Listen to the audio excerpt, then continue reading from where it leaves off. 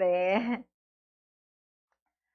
오늘 앞서 우리가 함께 읽은 말씀을 가지고 진정한 영성은 자신을 쳐서 복종시키는 습관이다. 하나님께서 말씀을 보는 중에 이런 제목을 주셨습니다. 아, 한번 다시 볼까요? 진정한 영성은 자신을 쳐서 복종시키는 습관이다. 오늘 저와 여러분에게 주시는 말씀으로 믿고 말씀을 통하여 우리 함께 은혜의 시간 되기를 바랍니다. 이제 오늘로써 마태복음 54회로 마지막 시간이 되었습니다. 앞서 말씀드렸지만 27장은 고난주일에 또 28장은 저희가 부활주일에 이미 나누었습니다. 그래서 오늘 이 말씀이 마태복음 주시는 마지막 말씀입니다. 자, 26장 앞단락에는 가룟 유다가 예수님께 배신의 입맞춤을 하고 그 이후에 이제 검과 뭉치를 가지고 잡으러 온 사람들에 의해서 밤에 예수님은 잡히셨습니다. 그날 밤 십자가의 처형을 받게 되시는데 예수님께서 십자가를 지기까지는 크게 두 단계의 재판을 받았습니다. 여러분, 그 첫 단계는요, 바로 유대 종교 지도자들에 의해 이루어진 유대 공회에서의 재판이고, 이제 두 번째 단계는 로마 총독 앞에서 재판입니다. 이렇게 유대 공회는 사형을 집행할 권한이 없으므로 유대 공회에서 사형에 해당하는 자로 결정이 되며 로마 총독에게 넘겨집니다. 자, 57절 우리 한번 볼까요? 시작. 예수를 잡은 자들이 그를 끌고 대제사장 가야바에게로 가니 거기 서기관과 장로들이 모여 있더라. 자, 예수님을 체포한 자들은 대제사장 가야바에게로 끌고 갑니다. 이 복음서를 여러 기준으로 여러 정황으로 봤을 때 예수님은 먼저 가야바에게 끌려간 것이 아니라 안나스의 뜰에 먼저 끌려가셨습니다. 마태복음에서는 가야바에게로 갔다고 돼 있지만 가야바에게 가기 전에 안나스에게 간 사실이 기록되어 있습니다. 요한복음이 기록되어 있습니다. 그 안나스는 대제사장, 현재 대제사장 가야바의 장인이면서 이전 대제사장이었어요. 그래서 이 안나스는 실질적인 권세를 가지고 있고 사내들인 공회를 움직이는, 실제적으로 움직이는 아직까지 실권자입니다. 그런 후에 예수님은 가야바에게 끌려가셨습니다. 그 사람은 그 해의 대제사장이라고 했습니다. 이곳에 서기관과 백성의 장로들이 다 모여 있었어요. 그 당시 사내들인 공회는요, 대제사장의 직과 같이 별도의 장소에서도 뭐 이렇게 열릴 수도 있었습니다. 그래서 이 유대 사내들인 유대 공회가 비공식적으로 지금 소집되고 있습니다. 이곳에서 예수님을 정죄할 종교 재판의 준비가 다 갖춰져 있습니다. 그런데 요 57절 말씀 뒤에 바로 또 장면이 잠깐 바뀝니다. 58절 한번 보겠습니다. 자, 시작. 베드로가 멀찍이 예수를 따라 대제사장의 집들에까지 가서 그 말을 보려고 안에 들어가 하인들과 함께 앉아 있더라. 여러분, 베드로의 고백 아시죠? 주는 그리스도시요 살아계신 하나님의 아들이십니다. You are the Messiah, the Son of the living God. 이렇게 고백한 이 베드로는 예수님의 수제자입니다. 또 예수님과 함께 세제자와 함께 변화산에 올라가서는 엘리야와 모세와 함께 말씀하시는 예수님의 모습을 보면서 주님, 우리 여기에 초막을 짓고 살아요, 이렇게 했던 사람입니다. 죽을지언정 주님을 버리지 않겠습니다, 이렇게 장담을 했던 사람입니다. 그러면서 용기 있게 또 대제사장의 집에 온 그 말고의 귀를 떨어뜨리는 그러한 용맹까지 있던 사람이었습니다. 그러나 예수님께서 유대 나라의 왕이 되실 줄 알았는데 십자가에 달리기 위해서 저 종교 지도자들에게, 실권자들에게 잡혀있는 그 모습을 보고 실망과 두려움이 가득 차 있었습니다. 그래서 저들에게 힘없이 잡혀가시는 예수님의 모습을 보고 어쩌면 베드로도 나도 잡히는 게 아닐까? 그런 두려움에 어떤 갈등을 가졌을 것이에요. 스승인 예수님에 대한 충성과 자기 목숨에 대한 애착이 있지요. 그래서 이 베드로는 어찌할 수 없어서 도망을 갔지만 다시 한번 이 고민에 빠진 모습을 보고 있습니다. 예수님에 대한 연민도 있고 또 예수님께서 어떻게 되실까 궁금하기도 하고 멀찍이 있습니다. 여러분은 왜 멀찍이 있습니까? 왜 멀찍이 있습니까? 당연히 목숨이 두려워서 그렇죠. 우리는 또 한편으론 대제사장의 뜰에까지 간 이 베드로의 용기도 인정해 주어야 합니다. 왜냐하면 다른 사람들, 다른 제자들 다 어디 갔어요? 다 도망갔잖아요. 그렇기 때문에 이 대제사장들의 종들이 불을 피워놓고 있는 곳에 함께 앉아 불을 쬐고 있는 베드로의 모습을 한번 상상해 보십시오. 이런 경우 여러분, 나는 어떻게 하겠습니까? 나는 뭐 베드로보다 낫겠습니까? 여러분, 대면 가운데, 비대면 가운데 예배 드리는 여러분은 베드로보다 낫겠습니까? 다른 제자와 함께 똑같이 베드로를 제외한 다른 제자들과 함께 도망가지는 않겠습니까? 아이, 나라면 안 그래요. 이런 분이 있으면 좋겠습니다. 와, 정말 지금의 신앙이라면 저는 안 그러겠습니다 하고 담대하게 말하고 싶습니다. 네, 그렇게. 자, 이렇게 베드로의 모습은 58절 한 절만 나왔다가 또 마지막 단락에 나옵니다. 마태는 다시 예수님의 신문 장면으로 돌리고 있습니다. 59절에서 61절 함께 보시겠습니다. 시작. 대제사장들과 온 공회가 예수를 죽이려고 그를 칠 거짓 증거를 찾음에 거짓 증인이 많이 왔으나 알지 못하더니 후에 두 사람이 와서 이르되 이 사람의 말이 내가 하나님의 성전을 헐고 사흘 동안에 지을 수 있다 하더라 하니. 자, 대제사장들과 온 공회가 예수를 죽이려고 그를 칠 거짓 증거를 찾음에 그렇게 말하고 있습니다. 이 유대 법정에서는요, 지금 어떻게 하고 있습니까? 거짓 증인들에게 거짓 증인을 찾고 있습니다. 공식 재판에서는 원래 기소된 죄를 가지고 유죄인가 혹은 무죄인가 이렇게 판결을 해야 되는데, 아니, 죽이려고 미리 가두어 놓고 그 다음 죽일 제목을 찾는 게 말이 됩니까? 그리고 증인들도 죄다 거짓 증인들을 구해가지고 비공식 재판을 하고 있는 장면이 여기 보이고 있습니다. 자, 60절에 뭐라고 합니까? 거짓 증인이 많이 왔으나 얻지 못하더니 후에 두 사람이 왔다라고 합니다.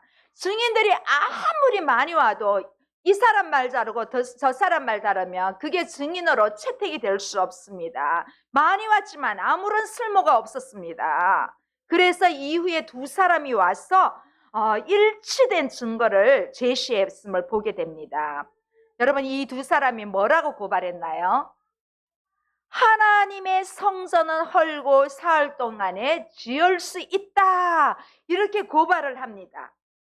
그래서 이들은 예수님께서 이 하신 말씀을 공회 측에서는 뭐라고 생각합니까?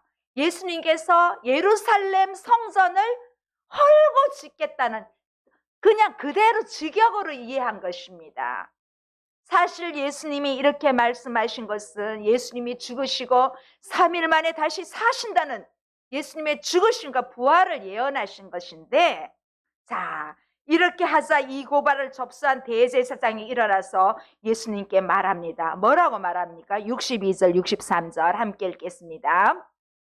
대제사장이 일어서서 예수께 묻되 아무 대답도 없느냐? 이 사람들이 너를 치는 증거가 어떠하냐 하되 예수께서 침묵하시거늘 대제사장이 이르되 내가 너로 살아계신 하나님께 맹세하게 하노니 내가 하나님의 아들 그리스도인지 우리에게 말하라. 자, 두 사람의 증언에 대해서 예수님은 침묵하고 이렇게 계시니까 대제사장이 예수님께 빨리 대답하라고 재촉하고 있습니다. 근데 예수님은 계속 침묵하십니다. 자, 예수님의 침묵은 고난받는 종의 침묵의 모습을 볼 수 있습니다. 여러분 이사야 53장 7절 한번 볼까요? 자, 함께 읽겠습니다. 시작. 그가 곤욕을 당하여 괴로울 때에도 그 입을 열지 아니하였으며 이 예언을 성취하신 것입니다. 예수님은 자신의 고난이 하나님의 뜻에 따르는 것임을 아심으로써 굳이 자신의 진실을 변호하지 않습니다. 우리 같으면 막 진실을 변호할 텐데 예수님은 가만히 계십니다.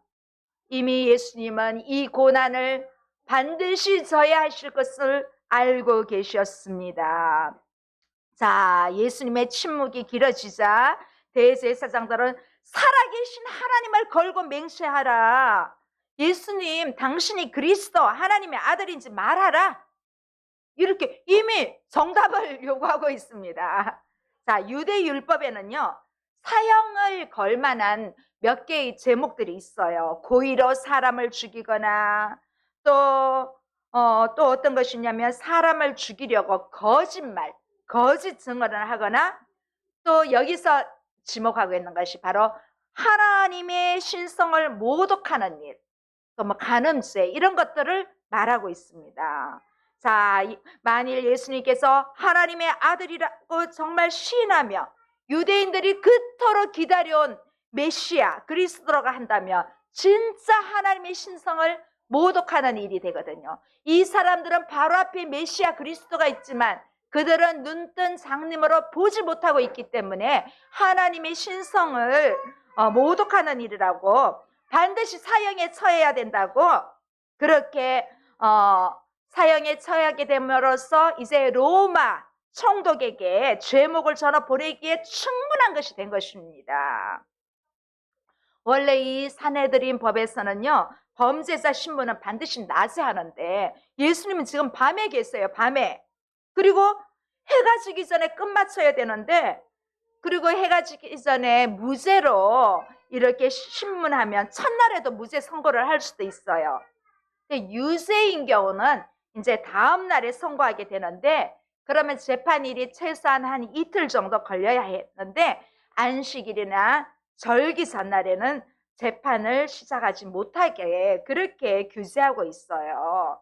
이 사내들이는 정말 랍비들의 구전 율법이 있음에도 불구하고 그들을 살릴 것인지 멸망시킬 건지 이 안 된다는 그들의 전해오는 법에 따라야 되는데 이 사람들은 죄목도 없고 진짜 오늘날로 말하면 구속영장도 없이 불법으로 예수님을 체포한 것입니다. 변호인도 없고 신문인도 없고 공식적인 공회의 장소도 아니고 대제사장의 집에서 이렇게 신문을 하고 있습니다. 또 밤에 신문을 하고 있고요. 하루에 다 끝을 맺는 거예요. 제목도 없이 구속해놓고 죽이기 위해 죽일 만한 제목을 찾고 신문을 하면서도 말의 실수를 통해서 그 제목을 찾으려고 그러고 있습니다. 자, 이렇게 신문하는 그들에게 예수님은 답을 하십니다. 64절 한번 볼까요? 예수께서 이르시되 내가 말하였느니라. 그러나 내가 너희에게 이르노니 이후에 인자가 권능의 우편에 앉아있는 것과 하늘 구름을 타고 오는 것을 너희가 보리라 하시니 이렇게 대제사장이 하나님의 아들인지 묻자 예수님은 뭐라고 합니까? 내가 말하였다. 내가 말하였느니라. 그렇게 대답하십니다. 자, 당시에 누군가 자신이 그리스도나 하나님의 아들이라고 말한다고 해서 자신이 신이라고 그렇게 말한 것은 아니었습니다. 여러분, 하나 우리가 여기에서 볼 것은 이 가야바의 정죄는 예수님께서 내가 너에게 이르노니 이후에 인자가 권능의 우편에 앉아 있는 것과 하늘 구름을 타고 오는 것을 너희가 보리라 하시니, 이 선언의 뒤에 나왔습니다. 결국 그들이 보기에는 이 예수님이 하신 말씀은 신성모독을 하게 된 것입니다. 자, 이렇게 예수님은 자신이 신적인 위치에 있다고 당당히 밝히신 것입니다. 네가 말하였다, 먼저 말씀하신 거예요.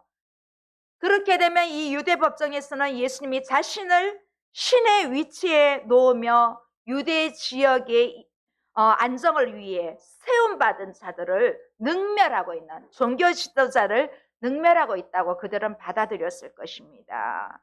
자, 이렇게 예수님의 신적인 권위를 받아 이스라엘의 안정을 책임지고 있다고 자부하던 유대 지도자들에게는 이제는 큰 위협이 된 것입니다. 이 자신들의 위협을 느끼자 대제사장은 옷을 찢습니다.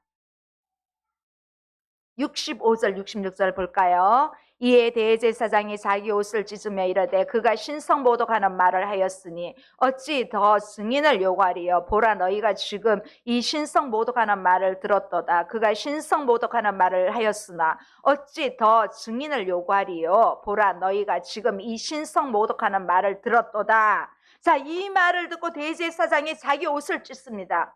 여러분, 이 유대에서는 자기 옷을 찢는 건요, 극한 슬픔을 당한 경우와 또 진짜 의로운 분노를 표현한 방법으로 유대인들의 전통적인 행동으로 이 유대 랍비들은 옷 찢는 부분을 세밀히 그렇게 제시하고 있습니다. 옷을 찢은 대제사장은 이제 공회 의원들에게 그가 신성모독하는 말을 하였으니 어찌 더 증인을 요구하리요? 보라, 너희가 지금 이 신성모독하는 말을 들었도다 하면서 이 공회원들로부터 사형에 해당한다고 답을 듣게 됩니다. 정말 이들이 말하는 것은 예수님을 로마 총독에게 사형을 받아 마땅할 자라고 기수할 제목을, 하나님을 모독한 신성모독 제목을 이제 늦게서야 그들이 찾아낸 것입니다. 여러분, 레위기 24장 16절에도 이런 말씀이 있습니다. 함께 볼까요? 여호와의 이름을 모독하면 그를 반드시 죽일지니 온 회중이 돌로 그를 칠 것이니라. 우리 진짜 구약시대에 산다면 우리 돌로 칠을 당할 사람이 많은 것 같습니다. 이렇게 하나님을 모독하면 유대 법으로는 신성모독죄로 적용이 되어서 사형죄입니다. 근데 지금 이 유대인들은 로마의 지배를 받고 있기 때문에 그들이 사형을 처형할 수가 없습니다. 최종 로마 총독의 사인을 받아야 되는 거예요. 이렇게 사형 제목을 확보한 이들은 정말 지들의 마음의 표현을 노골적으로 표현합니다. 67, 68절 함께 볼까요? 이에 예수의 얼굴에 침 뱉으며 주먹으로 치고 어떤 사람은 손바닥으로 때리며 이르되 그리스도야, 우리에게 선지자 노릇을 하랴. 너를 친 자가 누구냐 하더라. 저는 성경 말씀 중에 이 부분을 읽으면 진짜 너무 속이 말로 표현할 수 없도록, 내가 이런 기분을, 이런 모습을 당했다 해도 내 얼굴에 누가 침을 뱉은 사람은 없지만은 누가 내 얼굴을 주먹으로 친다고 생각하면, 손바닥으로 막 때리면, 이러면 여러분 기분 좋겠습니까? 우리의 구주 예수님이 이런 고통을 당하고 있다는 것이 얼마나 가슴 아픈 일인지 모르겠습니다. 심지어 마가복음에는요, 여러분 예수님의 얼굴을 가리고 있잖아요. 손바닥으로 막 때리면서 누가 때렸는지 맞춰보라는, 무슨 게임도 아니고, 뭐 우리 눈 이렇게 술래잡기 할 때 눈 가리고 막 게임 하잖아요. 그런데 게임도 아니고 누가 때렸는지 맞춰보라는 말씀이 있어요. 정말 예수님은 이런 상황에도 아무런 대꾸도 하지 않으셨습니다. 물론 대답할 아무런 가치가 없는 것임을 잘 아셨기 때문에 그랬죠. 자, 이렇게 예수님은 고통을 당하고 있을 때 앞에서 58절에 잠시 베드로가 등장했다가 다시 예수님을 배반하는 베드로로 재등장합니다.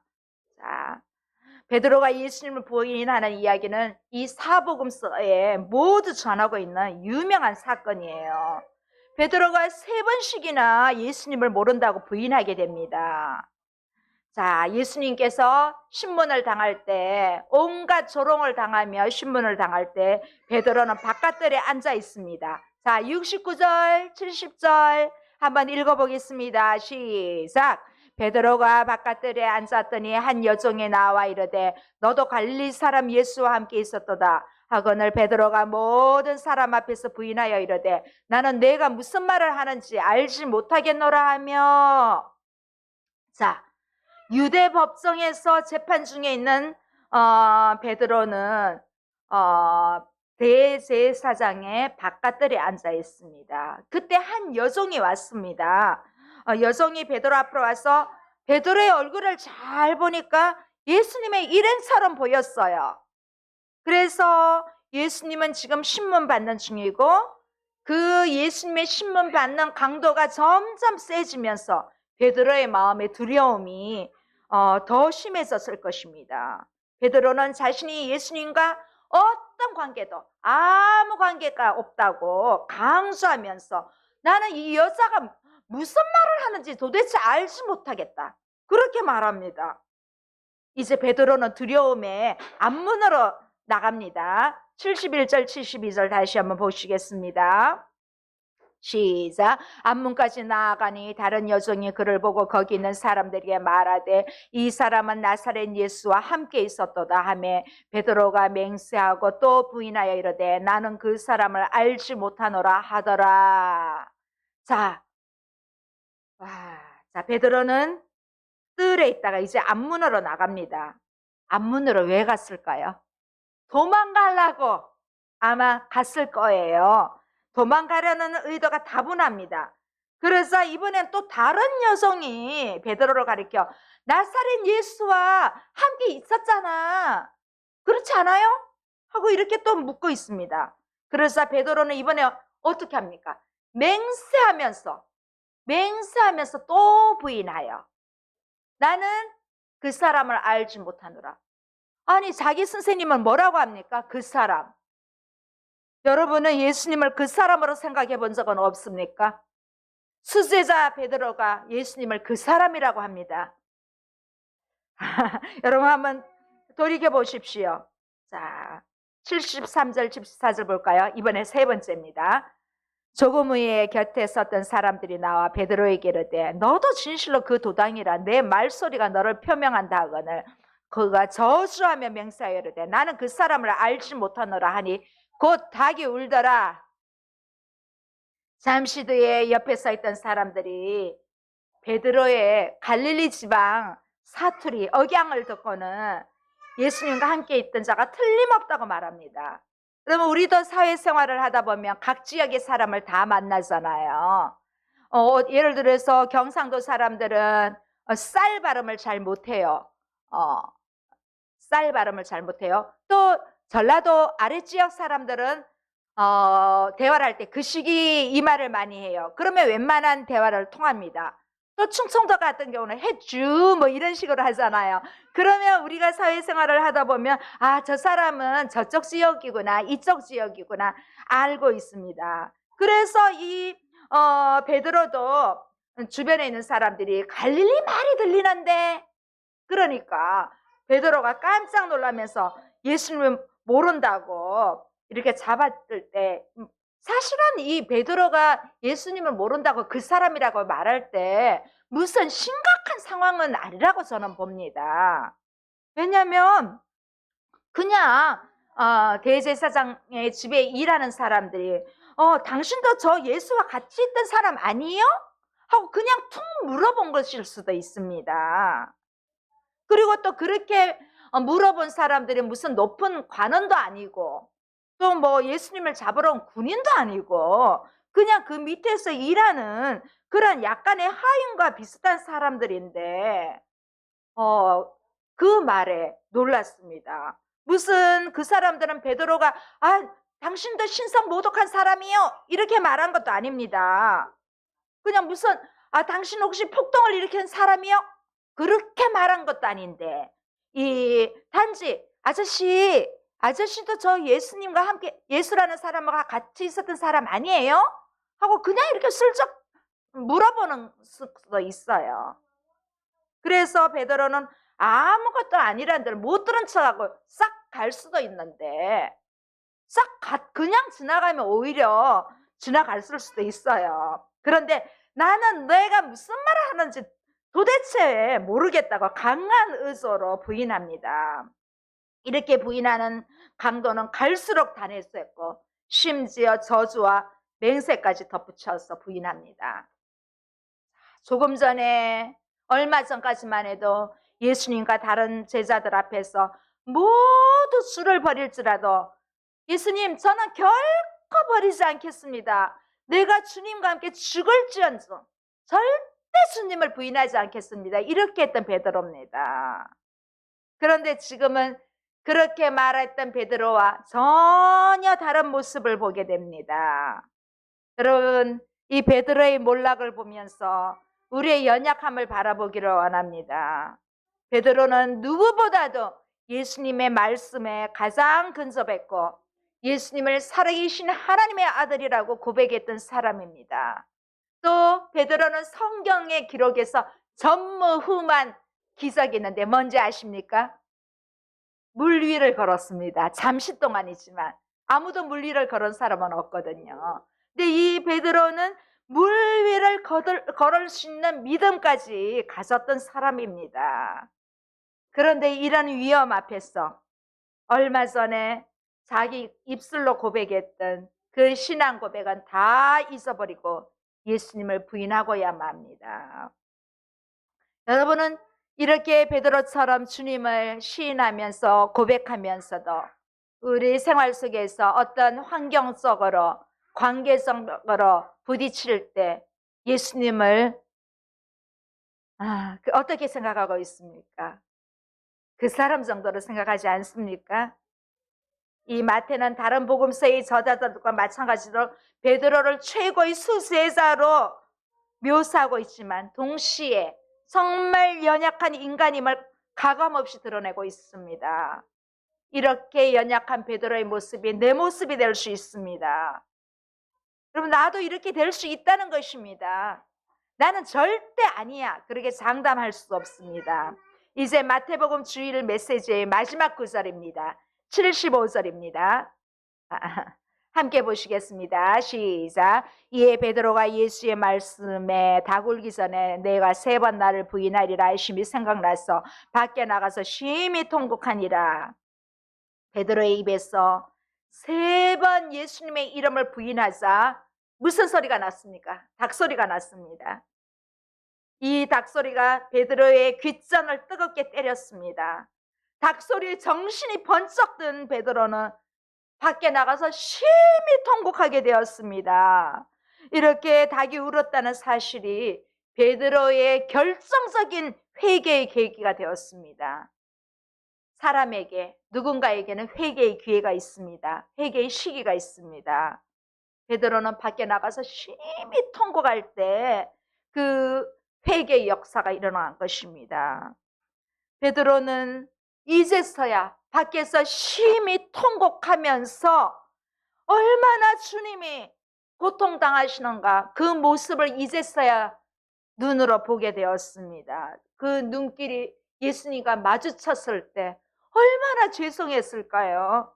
얼마나 더 견딜 수 없어서 밖으로 뛰어나갔습니다. 여러분, 저는 어쩌면 예수님은 그런 베드로를 사랑하셔서 베드로가 나갈 수 있도록 길을 열어주셨을 거라고 그렇게 봅니다. 밖에 나와서 통곡한 것은 정말 베드로의 진심 어린 회개를 볼 수 있습니다. 우리는 교회 안에서 최고의 수준까지 성경 말씀 훈련을 받고 또 목회자가 되었고 또 성도 중에 정말 잘 나가는 그러한 장로님, 권사님들도 우리가 연약한 존재라는 것을 인정해야 됩니다. 여러분, 베드로 정말 훌륭한 수제자입니다. 그 훌륭한 수제자도 무너졌습니다. 이렇게 베드로가 닭이 3번 울고 나서 통곡하는 모습은 연약한 인간이 하나님 앞에서 느끼는 사실적이고 진솔한 상태입니다. 여러분, 이 베드로가 유다처럼 진심으로 돌이키지 않았다면 그것이 오만함이 되어 타락의 지름길이 된 것입니다.